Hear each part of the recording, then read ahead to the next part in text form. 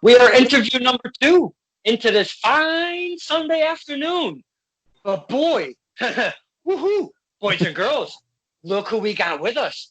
This is Stirring the Pot with Don Kincaid and my very special guest, Chris Dozer. What's up, my man? What's up, brother? How are you? Well, I'm okay. I know there's a whole, the world is absolutely fucking crazy right now. It's insane, man. Never mind that whole political end of it, but we've got that whole Kincaid. You see, yeah, never mind. We got this whole thing going on out there. So I'd kind of like to start with, how are you, your family, your friends and brothers and sisters, all of that good stuff? Are everybody okay around you? Everyone's okay around us. We're safe. Luckily, we haven't been affected too much with the virus and all the pandemic and all that bullshit going around. Luckily, I've maintained a job throughout this whole thing, as I'm deemed essential. But I've been one of the lucky few. I've been deemed essential too. I think it's a load of shit. Me essential? That's what I'm saying. I used to work in the medical field, right? And I left that last year, and I went to work at, of all places, Walmart, right? I'm a department manager at Walmart, and now I went from being an essential worker at my old job to now being an essential worker at Walmart. Go figure. I do the food thing, and we've been busier than holy hell since this thing started. Most of our business is takeout, delivery anyways. We do get a bit of takeout, but I am telling you, we have been busier than a son of a bitch. Holy cow. We can't keep stuff on our shelves, man. It's insane. It's absolutely insane. In all honesty, sir, and I know we're kind of staying on this topic a little bit longer than I usually do, but I would rather be doing the food thing and doing what I'm doing, because I'm telling you, I see the footage from some of these Walmarts and some of the retailers, and what the hell is going on? Now, we use the word insane, insanity, chaos, havoc. There's a lot of fucking shit going on. I'd actually like to kind of start right there, and we're talking the shoot job, if you will. Have you had any craziness go on to you personally because of what you deal with?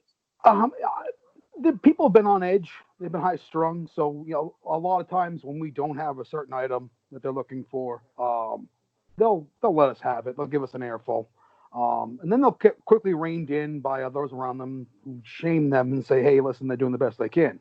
The worst one I saw was when this all first went down in probably early March, and the toilet paper run happened. There was a fist fight in our store that I personally witnessed. Wow.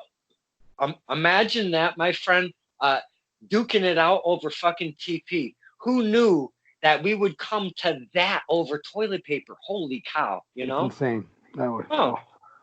I've got a friend that's usually not in my room here. See you later, Peaches. Take it easy. We got a couple felines that roam around, and they, man, what a handful them suckers are. But we're not here for felines and Kincaid. Kincaid. But we're not here for all of that mess. We're here to talk one Chris Dozer. Now, I've seen you perform personally live on a few occasions out at Ye Old Chop Shop. Love the Chop Shop. Great environment. We have tons of fun at the Chop Shop, might I say. But I have seen you personally, but we've never really, to be honest with you, hung out, met, talked a bunch, did any promo stuff, because I do the donkey case and I get all in your face, and we have a lot of fun, But I personally, you scare me a little bit when I see you live, so maybe that's why I haven't come up to you. Maybe. I've been told I can be an intimidating individual at times. And I'm built like a fucking candle, so I'm not getting in your face, so. I've had small kids get in my face. It's okay. Don't worry about it. Oh, well, we're definitely diving into the kids later. I love talking to kids because one Ronnie Ribs, SOG. I know you're familiar with him. Yes, I am. He 35 pounds. And I gotta say, I'm not that far off from 35 pounds. So I kind of keep my distance. I know where the line is drawn. I don't like to fuck around too far. My mouth does run though. I gotta say, Hey. probably. So does it mine. Trust me. So my point being, again, I ramble. My point being is that I've seen you live a few times over at the Chop Shop. We have had, and I totally want to start off with this, and I don't know if you remember this. Now, we were outside during intermission. That's where we kind of go out. I smoke cigarettes, you know. It's a crutch, a vice, if you will. But I smoke cigarettes. We go out there, we hang with the boys, and we chit chat and such. Mm-hmm. And I've gained a lot of friendships with you guys and girls, especially out in the Rhode Island area, by going often. If I only go once or twice, you don't know who I am because I'm just some dude with a phone. But I like to have fun, promos, and share your footage. We clip it up. We have a lot of fun. Put it on Center Ring on public access in Wallingford.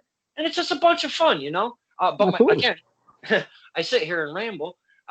The devil's lettuce gets me going. I apologize. But my point being is we're at intermission smoking a cigarette, and I'm doing a promo with back then King Leon the Sixth and Squire. Now, there was this fun little thing that they were doing, and I said, hold on, let me start, and we'll do a little promo thing. King Leon was making a proclamation, if you will. Who wanted to slap Squire for $5? You came right up to the plate with just like that, without hesitation. That is my first meeting ever with one Chris Dozer. The only meeting that I've had with Chris Dozer. You remember that little soiree we had? I do. I remember that vividly. And I'll be honest with you, I'll slap him for free.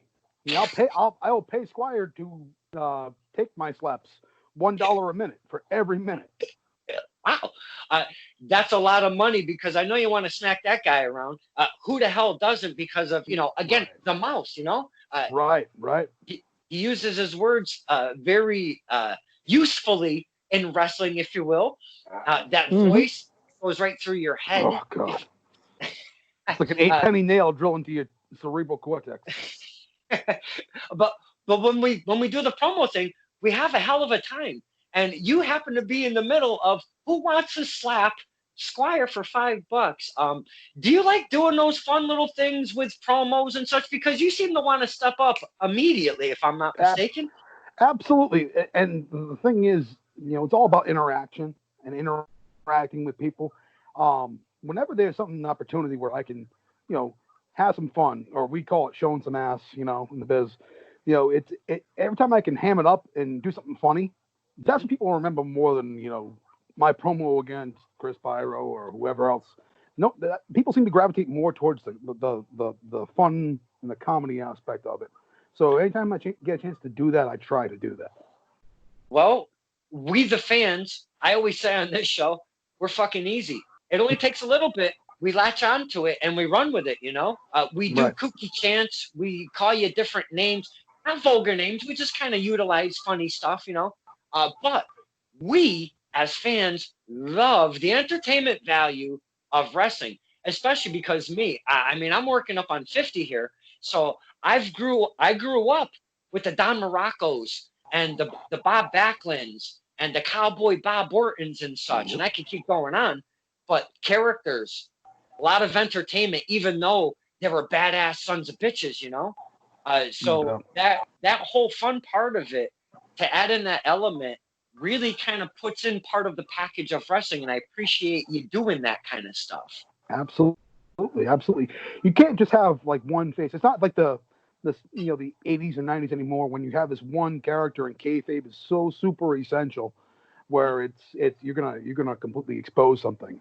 It's part of the fabric of your character. If you can incorporate that in along with the seriousness and be able to flip that switch, then you're way more useful than a one-trick pony.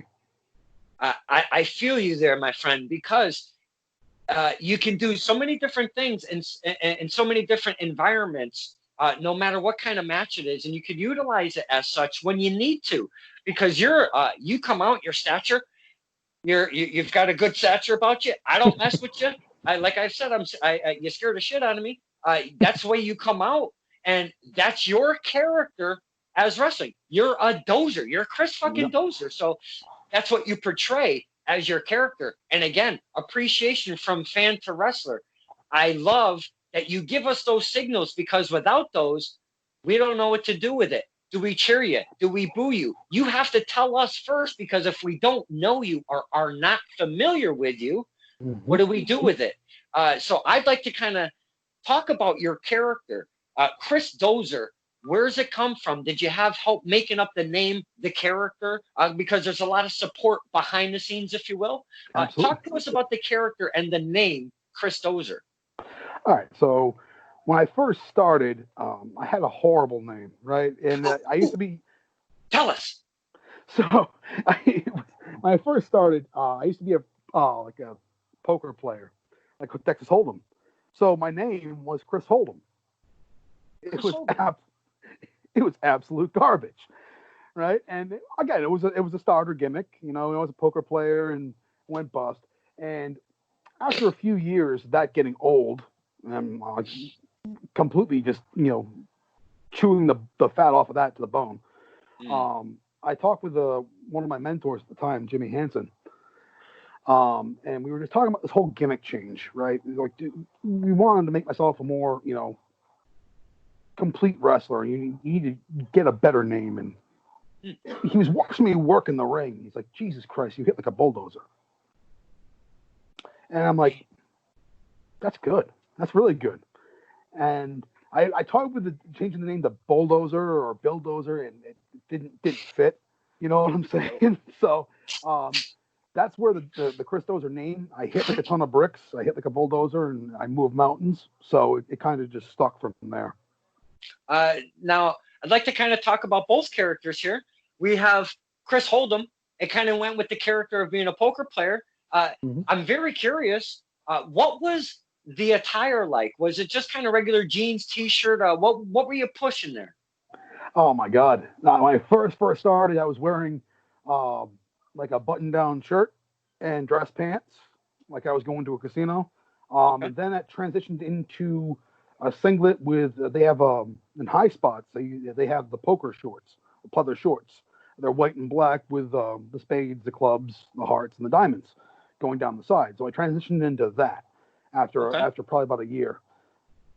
Now, poker. Why the Hold'em, the whole thing? Because were you really into Texas Hold'em? Is that the transition, that the correlation you were trying to make in wrestling? Yep. That was the correlation. That was also like the whole spiel was I was from Atlantic City, New Jersey. I used to be a bouncer at a nightclub. Got into playing professional poker at illegal underground poker games, and they used me as extra muscle. Got you. You have to use that word underground. I almost used it. If you didn't say it, I was going to sneak it in there. Very, very glad you said that. That's part of the whole wrestling thing. You got to make it a little bit dirtier, a little bit grittier, if you will. Absolutely. So you take from your character, you think it would work for you, obviously, because that's what you went with. Now, you're not feeling. Now, how many years did you run with this Chris Hold'em, if you will? Probably about 2.5 years, maybe. Are you running in the chop shop? Because that's where I've seen you, or was it a different promotion, different area, if you will? Same promotions, just different building of those same promotions. So the first iteration of the chop shop, so to speak, would have been the Bump Factory version 1. That's when I first came into this whole group from Rhode Island. And was running through that.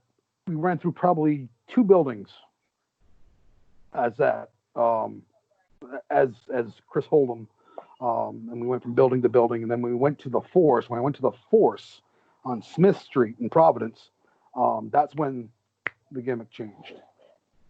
Now, we love to talk evolution of character, evolution of wrestling, because it comes in eras, years of spots, like 5, 6, 7 years. All of a sudden, wrestling just changes right in front of our face. So we love talking evolution of character. Now, are you feeling that the character was at a stale point, or you weren't getting the reactions from the fans, or what was going on with the character to make you stand back and be like, this just isn't working for me anymore? It just wasn't believable. Like, it just didn't come off authentic enough for me. I was getting decent reactions, but at the same token, I didn't feel like it was me. It didn't feel authentic. And I think that's more important than anything else. If you can't come off authentic in your character, then you cannot confidently portray what you're trying to portray. Well, what happens is it feels a tiny bit forced that you have to make this character, if you will, and you're not feeling it. Oh, el natural, so it doesn't comes off a little bit harder because now you have to bring in your acting skills and other avenues of wrestling, which makes you that character, So I can feel that for sure. Now, this transition, you hit like a bulldozer. Obviously, I love that. To be honest with you, I find it very funny. Yep. Bill Dozer doesn't work. You come up now. We don't like to get into your personal information because wrestling fans are fucking freak shows. We all know that. Tell me about so we don't want to get into too much of your personal information. But is Chris your real name? Is that why you've kind of stuck with this? Yeah, it absolutely did. And people who would come out, and my friends and family would come out and see me, to wrestle as anything other than Chris would have been, again, not authentic. And I feel like the whole package with Chris Dozer represents me a whole hell of a lot better than a different name would. As the poker guy, are you heel? Are you face? What are you portraying there? I started off as a face, and I had the mannerisms and the movements of a heel. The way I worked in the ring, I was like a dog that hadn't been fed in 3 days. I come in and I attack you. So at that point, they changed me over to heel because I just fit better as a heel. I got to agree with you there, my friend. Definitely works for you. Now you get into this Chris Dozer thing. Now you figured out your name. You figured out I'm a heavy impact hitting kind of guy. I'm just going to utilize that for my gimmick. That's what I'm kind of getting from the whole Dozer thing. Absolutely. Now the attire. Where do you go with the attire? You've been kind of working with some cards on your legs or what have you in a singlet. What do you transition to, or do you even transition much? So the hardest transition was what we're about to talk about, because the hardest transition for me, because, I mean, if you see me wrestle, I wrestle in trunks right now. So there's absolutely no way I should be in trunks. Like, that is not a sight to be seen. That is absolutely, like, appalling to see me in trunks. But why I did it was for that authentic reaction of heat, like Albert got in WWE. The shave your back. It gets you that authentic heat that you can't just fake, right? So that was the hardest thing for me to do, was getting over my own doubts about my self-image and putting those trunks on. And once I did, I realized, one, I can't really wrestle in much else now because the trunks are so much more comfortable than pleather shorts or long tights. They're not as restrictive, so they're way more free. Number one. Number two, I don't think, as I've gone now, the fans who have watched me could see me in anything else other than trunks, right? It's funny you say that, because when we see the bigger platforms being WWE, and I'll use that for an example because that's always, been the one, and I know there's many others nowadays. But when you see a guy that you've seen on the indie scene for so long, he works his way into NXT, maybe has a little bit of an attire change, WWE, obviously you're going to have something of a change. But then if you might see him come on a bigger stage being Raw or SmackDown, and all of a sudden they're either wearing long pants where they've always wore trunks, or they're wearing trunks where they've always worn long pants. And I'm telling you, I don't got a lot of work to work with up here. That fucks with my head. Yeah. It really does as a fan, because you're so used to seeing a performer come out. And I don't know. Can I ask you a question? And I hate to interrupt everything we're talking about. I use the words performer and perform. because you Mhm. guys are artists. That's why I kind Mhm. of use those words. I also use the words athlete because, son of a bitch, you guys are athletes. Uh, do you find either or is fine, or do you prefer athlete or performer or wrestler, or what do you prefer? Personally, all of those things work for me. I don't like to put a label on what we do. Okay. Whatever comes to mind. I When I'm referring to another professional wrestler, I call him a worker, Mhm. because that's what male, female, they're a worker. Right. That's all I'm concerned with, because I'm going to do business with them, right? Mhm. But whatever the fans call us, whether they call us stars, wrestlers, grapplers, half naked guys wrestling other half naked guys, whatever you want to call it. I Mm. mean, I'm okay with all of it. Oh, that's cool. Now, just wanted to put that out there. Again, you have to take a ride with me because I write nothing down and everything just kind of swirls around in my one brain cell. So you Funny just story. follow. Oh, Funny please. story. I love funny Um, stories. all of my promos, and I rehearse nothing, because I feel it comes out more authentic if it comes off the top of my head, right? Hmm. So I don't write anything down either. So I am completely with you on that, Wow. and so it just works out better when we fly off the cuff, or Hey, how do you say it? Just work, brother. yeah. I, I say by the seam of my ass because uh, you never know what's going to come with the questions. So what I like to do when I start the questions is you never know what the answers are going to be, and you might be able to work off of said answer and bring you to a different part of the discussion and such. So that's why I like to not really write stuff down, to be honest with you. And I feel you. hey, we all know that I'm not that bright. So what the fuck am I going to write It's down okay. anyway? Neither am I, man. Don't worry about Uh, Now, again, attire, changing of attire really fucks with my head. But I like the thing that you got going on. You got the attitude. You've got that kind of I'm gonna fuck you up thing coming down to the ring. Now, I'd like to talk about when you come out of the curtain from behind the stage, if you will. it. Is there a switch?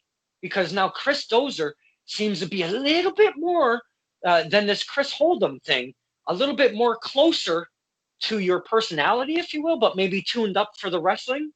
Is that correct to say? Absolutely, 100%. Now, make some of the best characters if you kind of take a little bit of yourself and amp it up, as they say. It makes Absolutely. again, like we were talking, natural, more comfortable. Now, is there a switch though?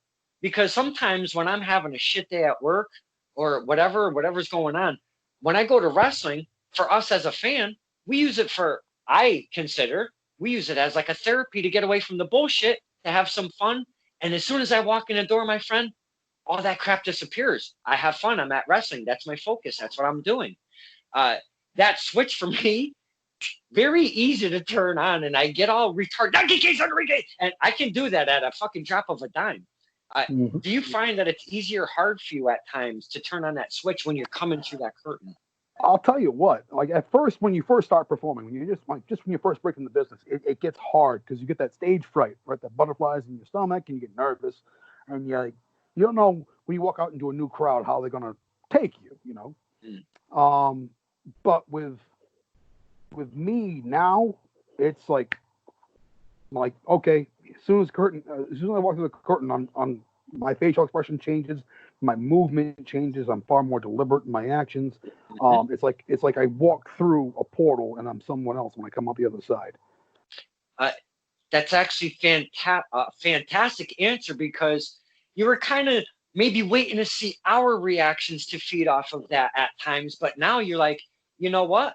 My character is Chris Dozer. I know what my character is about. I've got that confidence. I had there's a I know we're going to talk maybe a bit about the backstory of a Chris Dozer, and obviously the bulldozer thing came, but you come out with a purpose, and you let us react to what you're doing now. You take that control, Right. which is very cool. Um, a couple things. The Chris Dozer thing. Is there a backstory to Chris Dozer by any chance? Um, Backstory, yes and no. I mean, there's a backstory to him. He's got layers of his personality, right? He's definitely got different types of mindsets and motivations. You know, when he's talking about certain individuals he's had a storied past with, like a Chris Pyro or a Mike Montero, he's definitely all business and wants to break shit up. With guys, when I'm tagging with my partner Greg, Cipriano Abruzzi, it's a lot more of let's work together here. Let's work together for a common goal. We're here to make a statement. Mm-hmm. So there are layers to him. The only real thing that people need to understand is, you know, I used to talk back in like 2015 when I first unrolled the gimmick that I'm rolling with now, the Unbalanced Messiah. The ugly truth. I was referred to the ugly truth of professional wrestling. The truth you don't want to hear, but the truth you need to hear. So that was all about my thing about showing the ugly side of things, because I'm not pretty. I'm not fooling anybody. I'm not a pretty boy. But I'm also going to expose the pretty boys and pull out that darker side too. Well put. I appreciate that. Now, the whole heel face thing, do you feel more comfortable? And I know we kind of touched upon it, but I like to kind of find out from the men and women that I talk to, because it intrigues the shit out of me. The heel face thing, what do you find that's easier? And obviously you kind of prefer the heel thing, so I'm gonna just answer that right off the ripper. But what do you prefer, the heel or the face thing? Obviously, I mean, I feel more natural as a heel. I feel it comes off more authentic. I have to work harder as a face to get the positive reactions, because especially if I'm facing someone who's smaller than me, I always become the de facto heel. I'm going to lead through the match. My mannerisms change, and I can manhandle their opponent. So I have to work harder as a wrestler, mentally and through my movements to get that positive reaction. I'm running as a face now, but it didn't. It was weird. Like I started out as this ultra heel, ultra bad guy who's trying to just leave a permanent scar on everyone I get in the ring with. And then for about a year, got nothing but negative reactions, boos, the heat that I wanted. Then it started to turn into respect after a little bit. And then slowly but surely, probably another year or two after that, it started turning into a pop when I hit the curtain. And it was weird. It was weird because, like, you saw it transition from fear, respect. Hey, I like him now. I'm going to cheer him. Again, that's us, the fans, doing that whole evolution thing, because I talk a lot about the good guy, bad guy thing. It does still matter, but it doesn't matter in certain aspects, to be honest with you, because what we do is, like you're saying, you're a heel, you get booed. That's a traditional heel. We boo you. You give us shit, we boo you, we give you shit back. That's the way it's supposed to go. But now it's kind of evolved into something totally different, to where we see you do some cool big guy stuff that some of the big guys aren't supposed to do. It really impresses us here and in our eyes, you know, we're like, holy shit. And that, like you're saying, it gives us the respect in the ring thing. And all depending on who you beat up, we start cheering for you. It's the weirdest thing, is it not, my friend? It was a very strange, I would say, culmination. Like, you see it come through, like, oh, people actually do pay attention. They watch, and you feel like you've been along this roller coaster ride. They've been down with you, they've been up with you, they've been in and out with you, and then you come out the other side of it, and it boggles my mind, because I said I've done some of the dirtiest shit. I've punched a woman. I've done some absolutely ridiculous heel tactics, and I still get a pop. So it's one of those things where I just saw, like, okay, the genesis, like you talked about, it happened. 100% it happened, because then after the Stone Cold era, it started becoming cool to cheer the anti-hero or the bad guy, right? And then with the NWO, and then transitioning forward, now it's cool to cheer Adam Cole. Adam Cole's one of the most over guys in NXT for that reason. Hey, absolutely. I'm telling you. So it's one of those things where it's wrestling fans are always finicky, but they like what they see, and they'll respond to what they like. The worst thing you can do in wrestling, no matter what you do, the worst thing there is to come out and absolutely hear nothing. If you hear nothing, you've missed the mark completely. I'd kind of like to stay on this topic a little bit, but I want to talk about somebody specific that I've interviewed on this show. I've interviewed some fine men and women from the Chop Shop in the Rhode Island area, and I want to talk about somebody specific, though. It kind of takes away from the Chris Dozer. I hope you don't mind. That's fine. I want to talk about Miss Jacqueline Sparks. Oh, yeah. She spoke very highly of you on our interview on Stir in the Pot. And I'd kind of like to get your thoughts about Miss Jacqueline Sparks because, holy shit, my friend, as soon as the camera turned on, I was fucking smitten with that smile of hers. But don't let that fool you because she'll fuck you up. Absolutely. So I wasn't very well known with Miss Jacqueline Sparks. I knew who she was. I've seen a performance or such, maybe here or there. But talk to us about Jacqueline Sparks, not only in the ring as an athlete and a performer, but outside the ring and the perseverance that it takes, especially for a woman, and not only a woman, but a very petite woman, to come in and do what she's doing because she's fighting a lot of guys in not traditional matches. Right. So I had retired because of a back problem. I had back arthritis back in 2017, somewhere around that time. And I would go on, Facebook, and I'd see people who I've come across or added me on the friends list, and I see their matches they post. And I'm a very honest person, so I'm always going to give you my take on what the match should be or what they should have done or what. So I watched a match between her and I forget who it was, but I messaged her and I just gave her like a small blurb of bullet points. Like, listen, this is what you need to do. You need to hit harder. You need to, stop with the happy feet when you're in a headlock. Stay planted. I just gave her a list of basic things, and she messaged me back saying, "Oh, thank you." And she was one of the people that if I were ever come back, I would come back and I would try to mentor and help or at least push in the right direction because she's a good person. So I had come back to RSCW later on, like that September of that year. So we're going from like January to September of that year. So about 9 months. And I pulled her aside and I said, where you're at right now is not reflective of the wrestler you should be. And to her credit, she said, I will do whatever it takes to get better, no matter what. So she spent the better part of a year not wrestling, just managing and announcing for Rhode Island Championship Wrestling, but going to training every week and just sitting there and, sometimes it was her and and I put her through the ringer. I trained her how I was trained. Because I firmly believe, male or female, you're a worker in that ring.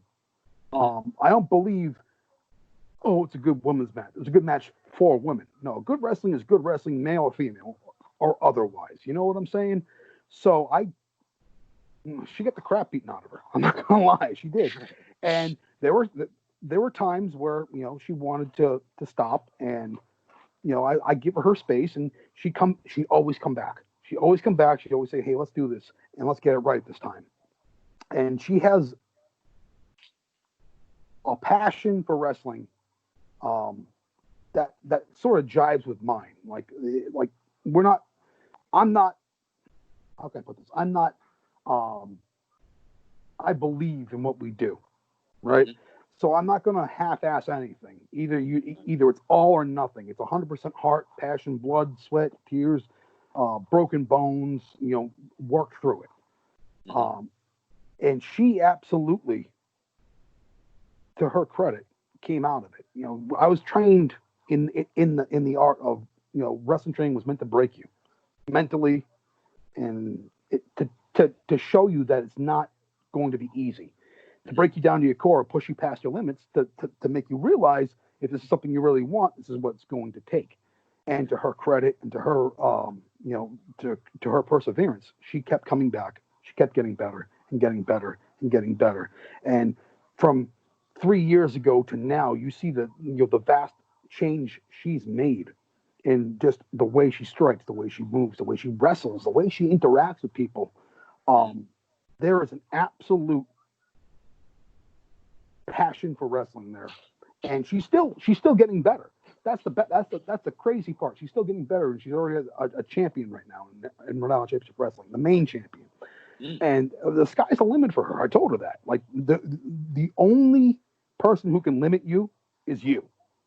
Learn, grow, develop. I don't care who you go to get more training. You can go to seminars, be a sponge. But the sky's the limit for her, and that's because of her. That's a credit to her. And not just that, but she's a personal friend of mine too. She's one of my best friends. So she's a great person outside of the ring and inside the ring.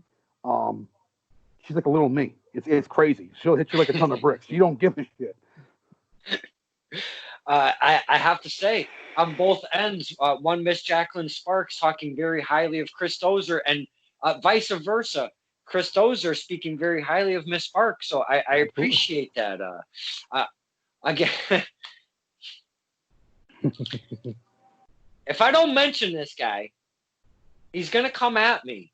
So I gotta mention. Yeah, you knew it was coming. I knew it. You knew it was coming. I knew it.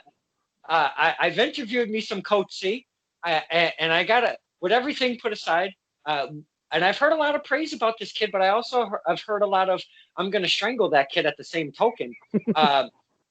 Coach C, quite a personality, 15 years old. Obviously, he's not legal to wrestle in the ring or whatever. So he's doing his thing. And my goodness, if he's not doing his thing at the best of his ability, please, so I don't get shit on by Coach C, give us a little something on Coach C. I will tell you what, for all the naysayers about Coach C, and there are quite people that will sit there and they'll talk shit about the kid.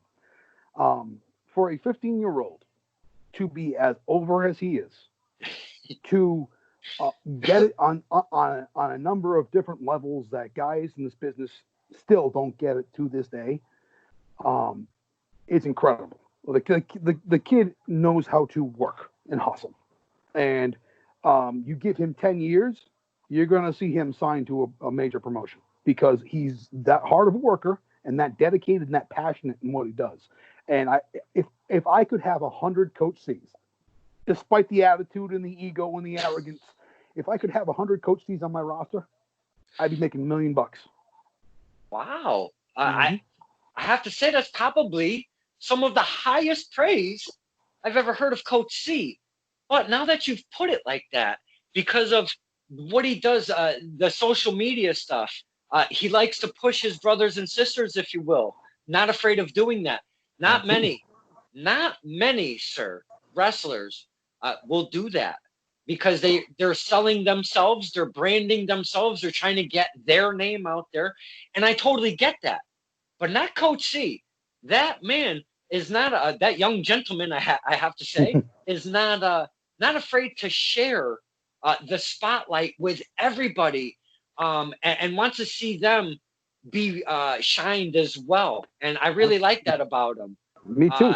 I will tell you what, like I said, he is, when I say he gets it on a level most wrestlers that have been doing it for years don't. If you are the big fish in a small pond, right? Then you're going to be that big fish in that small pond. And when you get to go to the bigger pond, you're going to get eaten up by the bigger fish. But if you collectively bring the group of people that you surround yourself with you up into a higher platform, you not only elevate the product, but you elevate each individual person. And that's something that I have, the utmost respect for. Mm-hmm. And I know we're still off the topic of Chris Dozer, and I apologize, but the Chop Shop filled with many a character, and we could talk just Chop Shop characters for probably a week straight without ever turning this fucking thing off. No doubt. Some hometown guys that I really dig is Ryan Frost and TJ Howell III. They are at Tesla Strength Wrestling, my home base. I love Tesla Strength. Go to every single show. Mhm. Now they make their way up there as well, and I don't name him often enough, and I should, because he's made his way up there as well. I'm gonna add Xander Litt to that list because he's got himself a little something going on up there as well. Absolutely. But these guys come up there, cold cash, they're collectively called, and Coach C gets his way right in there. And instead of Coach C, these guys want to call him Caddy C, which I think is absolutely effing hilarious. It's a joke that Coach C's not in on, and he doesn't appreciate it. No, he does not like that at all. Now, my point of bringing these guys up is the Chop Shop sees a lot of the regulars, if you will, a lot of homegrown men and women there, but you also get men and women that aren't from that area that go through there, not only from bigger platforms, but as I've spoken of Test of Strength, some of the independent companies. Mhm. I want to get your take on being one of the mainstays of nowadays at the Chop Shop and seeing two guys like Cold Cash come up and really start working their characters and continually working their storyline, like in your home base. So they work, Yep. they go away from their home base to do something away from them at your home base. Yeah. I'll tell you what, I love it. I love it. And we don't have enough of those guys to come up there and try it up here, because we have a good core group of fans that come through every time, and they're easy to work with. Not just that, but they're reciprocating everything you're putting out, right? And to see guys like TJ Howell III, Ryan Frost, Xander Litt come through and have good, compelling matches, good quality, solid matches against good opponents. It's something I enjoy. I like going and seeing guys from different regions come in and be successful, because that brings me back to the old days of the territory days, where you had Ric Flair, who was the main champion, go into a territory and face Dusty Rhodes, right? But I like seeing different styles. I like seeing different people come in, because it's the same group of guys. We can only rehash so many guys so many different ways. Right. But if we have a new blood come in and invigorate that roster and Mm-hmm. push the rest of our roster and the rest of the people in the Chop Shop, that only helps the product in the end. And from what I've seen from Ryan Frost, from TJ Hall III, Xander Litt, they have been a phenomenal addition to our roster. I couldn't be more complimentary of them, because they are absolutely good. And I can only hope that they continue their journey. Mm. I love everything you said right there, because I do a thing called the fan roundtable. I get 4, 5, 6 of us, 7 of us, sometimes a little too many of us, and I can't keep it all going on at the same time. But we have a lot of fun. We do nothing but laugh and talk wrestling. We lift up promotions, we lift up talent, and we just have a blast. And we have in a surprise guest that I never tell my panel of fans who's coming in, because it's wrestling. We like surprises as fans. So I use it as a surprise guest and we have some fun. But I've kind of extended that. I've done a women's roundtable. We got 4 or 5 ladies on a roundtable from in different areas, had a lot of fun. Then we even took it a step further, and I got some promoters together. I got 4 promoters together. Miss Scarfo representing PWACT, Slick Wagner Brown representing Tesla Strength Wrestling, Mike King representing Immortal Championship Wrestling out of New York. And we've got character, my friend, Mario Mancini representing Paradise Alley Pro Wrestling out of East Haven. Wow. Now, we got those 4 together, and what I was trying to do was get rid of the stigma of the word territory back in the day was something that was totally abided by. Whoa, territory meant territory. This is my shit. This is my stuff. This is my talent. What we were trying to do was get rid of that stigma, because it still kind of rolls through independent wrestling, if you will. Yes. And I thought that was amazing. We had a great time, very informative. we like to talk their company, their talent, and such. Again, I thought it was fantastic, and I can't wait to do some more of that stuff. But my whole point of this is you brought up the word territory. Now, I would like, because Rhode Island has a lot of fantastic, not only wrestlers, but characters at the same time. We as fans, we love characters, storylines, and the wrestling. It all comes together. Now, my point being is, we've seen some Dick Lane down there. I've seen the Fish, Antonio, Tanusi, Tuna, whatever the fuck is.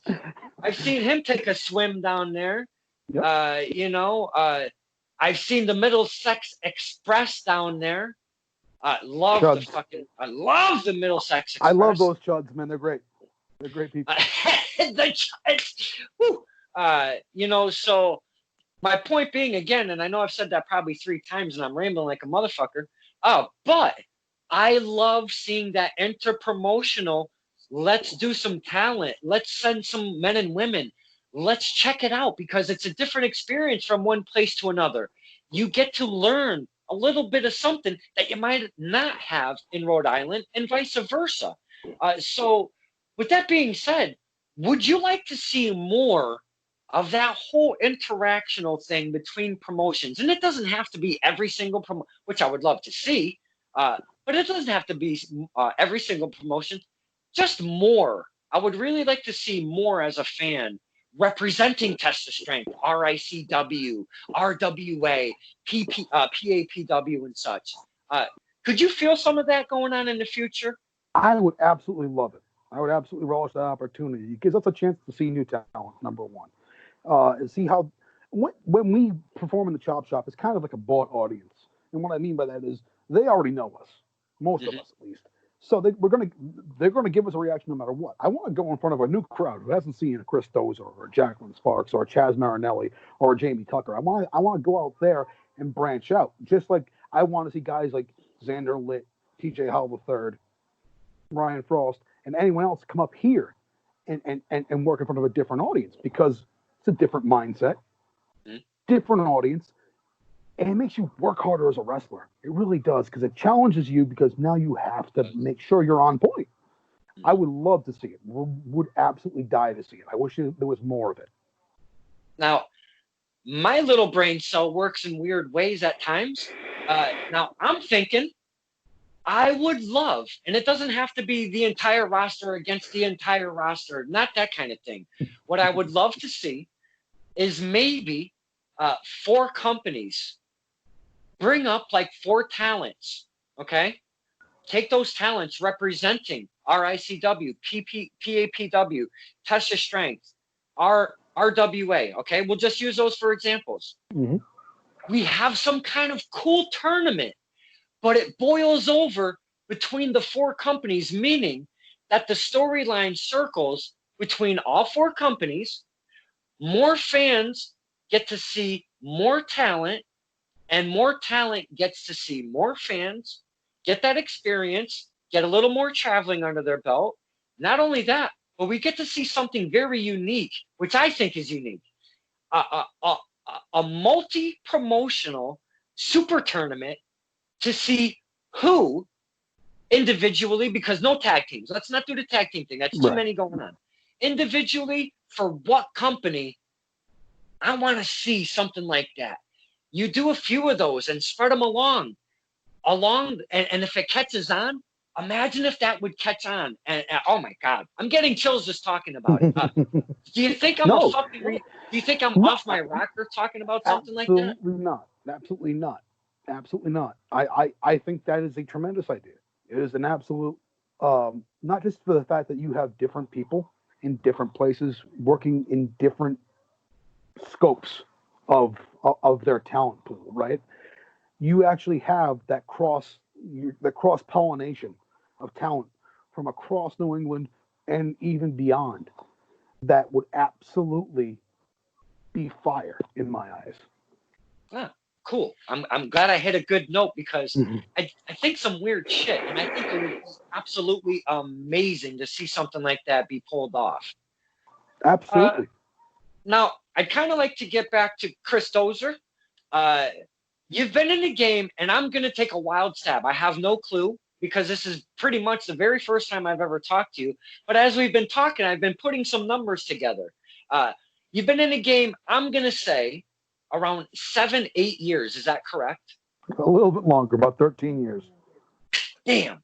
Okay, I took a wild stab. Okay. I took a wild stab. Listen, I've only been wrestling well for about 7 years. Don't worry about it. Hey, you said it, I did it. I would never say stuff like that. That's right. And I know we talked a lot about different things, your character and different promotions and stuff like that. We've been talking. Now,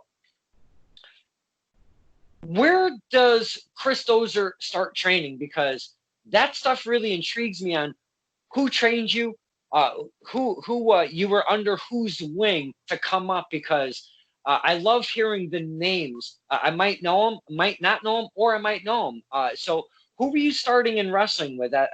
Who was your trainer? The funny part was, like, back when I first started, there wasn't a lot of places you could go. There were a lot of places that would go take your money, and they beat you up and they send you packing. Hey, you're not going to make it, kid, right? I got involved through a friend of a friend. His name is Jay Frost. Okay. He showed me how to bump, run ropes. The very beginning, I call it the introduction to wrestling. Bumps, running ropes. Making sure you do your rolls, making sure you know your placement, your foot placement's correct. And then from there, I went to Jimmy Hanson's training. Also did some training with JT Dunn. All of them are great minds. They're great minds for the business. And they, the thing that Jimmy Hanson taught me especially was psychology, right? We don't approach everything in the ring like a wrestling match. We approach it like a fight, right? It's an act. If you want people to believe in what you're doing, then you have to A, make contact, and B, make it feel authentic and real. The only way you do that is by making contact and make it feel like it's an actual fight, and attacking like it's an actual fight. Like if you see your opponent get to his feet, are you going to actually do that in a fight, or are you going to stay on him and make him work to his feet? Ring placement, ring psychology, all that stuff came along with Jimmy Hanson. He showed me the why behind the what, right? The reasoning behind what we do. Like, we do this way because this feeds into this, which feeds into this. That started when I started putting the puzzle together and connecting the dots. Say, hey, that's why. Oh, okay, now I get it. Now you have to, as a wrestler, you have to make those mistakes in order for you to actually dawn on you, like, hey, this is why it looks so bad. Maybe try doing it this way. But those two guys, Jimmy Hanson and Jay Frost, were my primary trainers. Got some training from JT Dunn as well. Some under my belt. Just trying. My first 5 years in the business, I was a sponge. If it was a wrestling show going on, I was there. I was picking the brains of guys like T. Phoenix, guys like Mike Montero, JT Dunn, Jason Devine. Really listening to what those guys have to say, because why I learned very on, wrestling is not just about talking; it's about shutting up and listening, and hearing what they have to say, and just taking as much as you can, and applying that as best as you can into what you're doing. Now, I would be totally remiss if I didn't talk about, you find yourself in a tag team. You have a partner. I'd like to kind of talk about, how does one go from it? Look at that smile. How does one go from being a singles wrestler, because that's your time to shine. You make or break yourself. With a tag team, it's a little bit harder. You have to rely on another person. There's many different dynamics of tag team wrestling. I could go on and on about the differences of the two. But what makes Chris Dozer dive into tag team wrestling? Why your specific partner? And please talk about him. And by following your face page, I noticed you guys hold up some shiny gold. Are you still current tag champs? Talk to us about all of that stuff going on there. So, when it first came about, to wrestle on a tag team, I was against it for all those reasons you said. I was a singles wrestler, and tag wrestling is such a different psychology and mentality going into it. You're not just worrying about the guy in the ring, you're worrying about the guy in the ring's partner and cutting off that ring and trying to be a good teammate, right? You're bailing your buddy out in the ring if he's in trouble. You're also making sure that you have to finish them at times. You have to make sure that you hit your finish and you keep them down. So I was against it at first, and then Greg Cipollone, my tag team partner, that's his real name. Sorry, excuse me.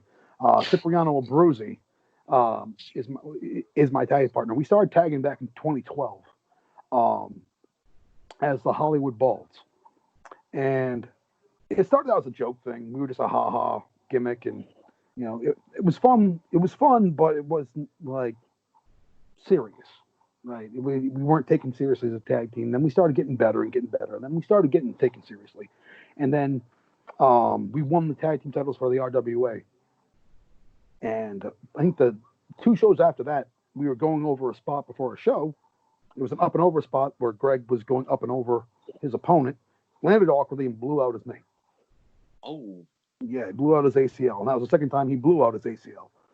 And he left.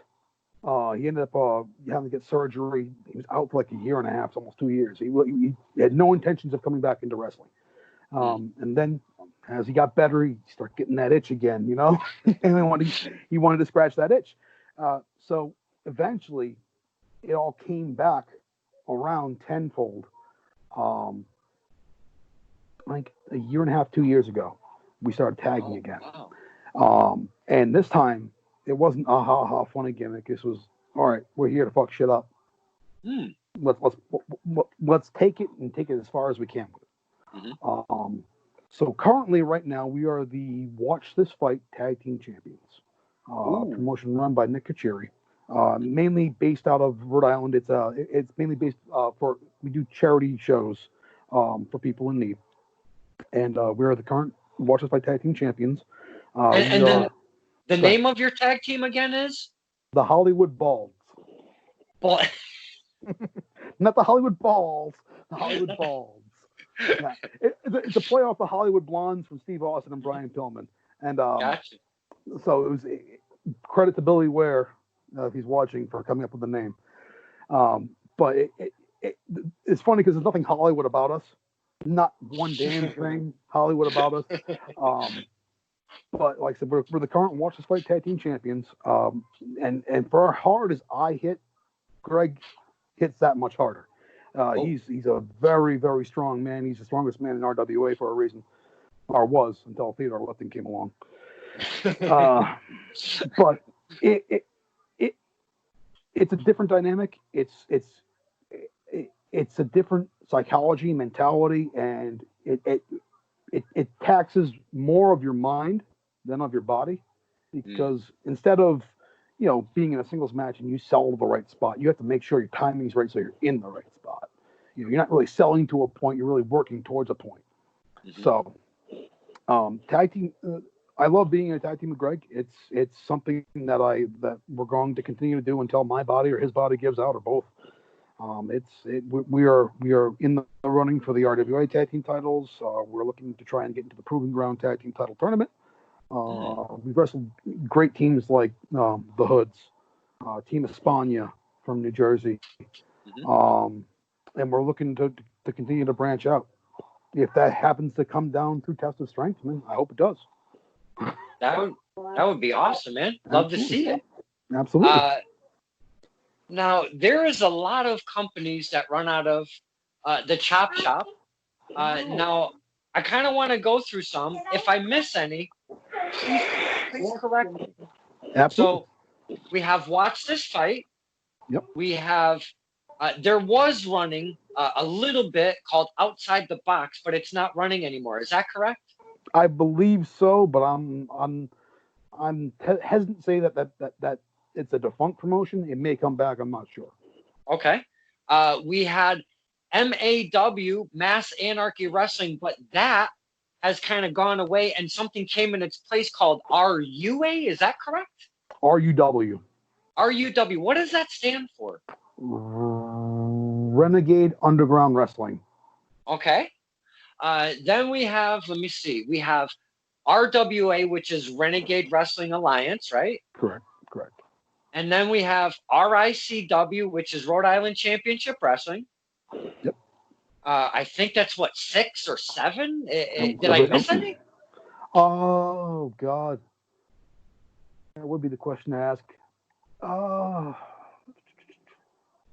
don't think you did. I think you named them all. I really do. Now, having so many promotions in one venue, because it is a very unique setting over at the Chop Shop. How is it scheduling wise for me? Because I've been to the Chop Shop a bunch of times, but I've always thought as a fan, how in the F do they keep their schedule together? Because there's so many promotions going on up there. Is there any way you could talk to us about that? Absolutely. So essentially, at the beginning of the year, everyone who helps chip in for the rent of the Chop Shop, whether it be RICW, RWA, we all take a pick of what we're going to do for the year. We try to plot out in advance a year of dates. And they leave certain dates open because there's venue shows, there's live shows, there's also campground shows that are run in Connecticut. So we try to pick our dates as best we can. Now, this is where the coronavirus kind of fucked us. Our dates are now in the shitter, all of us. We're now months behind schedule. So it's a kind of like a first come first serve thing where we see a date open, we'll put our names in the hat. No one takes it, we get it. Usually with our RSW, we run on the second and fourth Saturday of the month. Okay. With RWA, they run the first weekend of the month. I'm sorry, Proving Ground is another promotion that runs out of the Chop Shop. Yeah, They'll take the Sunday. Yeah, Proving Ground. How the fuck did I forget Proving Ground? I don't know. I normally I promote that too, but sorry, Todd. I apologize. I know. I feel like a jackass. But they take the Sunday, and that it's a scheduling nightmare. I'm not going to lie. It's if you got to make sure that you get it in early and pick those dates. And even then, we still switch those dates around if there's something that comes up.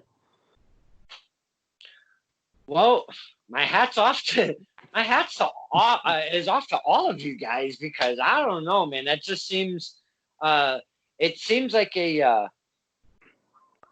zigzagging on the calendar throughout the year, and I know that's got to be very difficult. Now, another curiosity as a fan, when we come back from everything that's going on, do you take off from where you last left off? And we'll just call it, RICW 23. Okay. Now, RICW 23 was right before this whole stupid shit happened. Yep. Now, do you start off at RICW 23, or do you look at the calendar and go, you know what, we should be at RICW 27 by now? What are you doing as a company to kind of come out of this? So, definitely, our last show was March 7th, right before the lockdown hit. So now there's a portion of this where we say, yes, we want to continue right where we left off. And there's also a portion that's got to be honest. Like, do we continue with certain things when we realize that, our biggest show of the year was scheduled for the end of June? Mm-hmm. And in order to get that, we had a No Limits Rumble that was supposed to take place last week. So do we continue with our current trajectory? And what we've decided on as a group is we're going to continue with our two main shows, which is the No Limits Rumble. That's going to be the first big show out of the gates, which is just like the Royal Rumble. Have a lot of, over the top rope, 30-man over the top rope Royal Rumble as the main event to crown a number one contender who's going to. Then we have Night of Honor, where the current champion, right now it's Jacqueline Sparks, hopefully she keeps it that way, and she would defend against the winner of the No Limits Rumble. So we're going to keep those two events, no matter what. Those two events, if they happen in fucking December and January, that's what's going to happen. And then, we're also looking at a lot of things where there were angles planned that may not come to fruition the way we want it to, or the way we plan it to. So we may have to, scrap, readjust, refocus, and rework those things. Cool. I know we as fans are missing it. You guys are and ladies are missing it, and I hope you could, you know, I know it's probably not the same because you guys and girls are in the ring and we're outside the ring, but I think we miss it just as much, my friend. I Oh, really I do. believe it. I believe you do. Well, as much as my body has liked this break and this layoff, I miss the fact of you. Remember, you were alluding to this as therapy for you guys. It's just as much for us. It's escapism from real life for us, where we can go in the ring and we can get out our aggressions and do it in a positive way, where we're not like mugging someone on the street corner and getting thrown in jail. Absolutely. I've always said that, man. I would so rather be all involved in wrestling than 99% of the other dumb shit I could be doing out there, So 100%. So I mean, Mr. Dozer, we've talked about a lot, and I do mean quite a lot of different topics, and we've been running for 1 hour, 6 minutes. Doesn't feel that way. No, not at all. Now again, I've never really met you outside the ring. I've never spoken to you, and I have to thank you so much for this conversation because very smartly spoken as about wrestling, and I feel that from you, and I appreciate the way you spoke, the information you gave us. An absolute pleasure, my friend. An absolute pleasure. Likewise, I love it. I love doing these things, and you were probably one of the best at it. So. Oh, well, thank you. I really appreciate those kind words, man, because I'm a dude with a phone just trying to have some fun, I hear you, brother. So I really thought it could have been a little bit more of an aggressive interview because, hey, you're Chris Dozer. You fuck people up. I see that with my own eyes. So I didn't know how this was going to kind of come off. It could have been a bumpy road, but it was an absolute, yeah, it could have. It could have been. It's still time, brother.